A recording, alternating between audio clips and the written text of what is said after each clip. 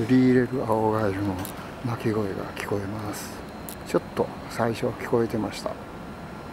今日は4月の24日、定例活動日、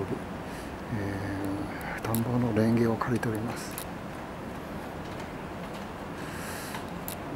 カエルの鳴き声時々聞こえるんですけどね、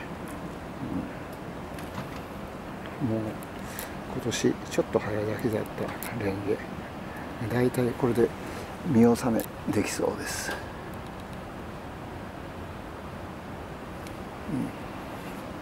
うちの田もこの通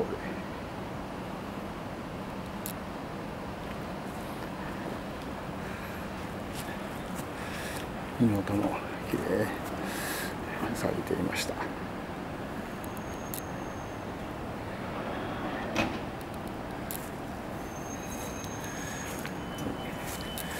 風際には母コクサです。一緒に黄色い花を咲かせています。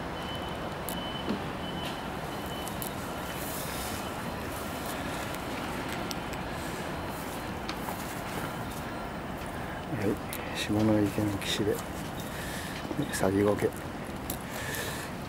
これも毎年同じ場所に咲きます。周りでエゾミソハギの芽、新芽が大きくなってます。もう最初だけ聞こえて、あとは聞こえませんね、カエルの鳴き声。残念。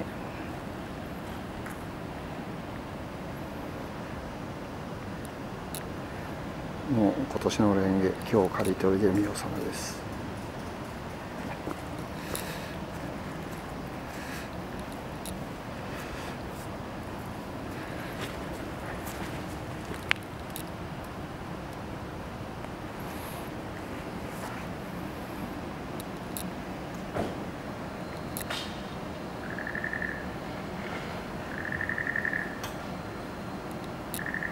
聞こえてますか？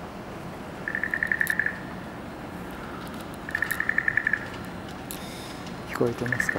シュリーレルアオガエル。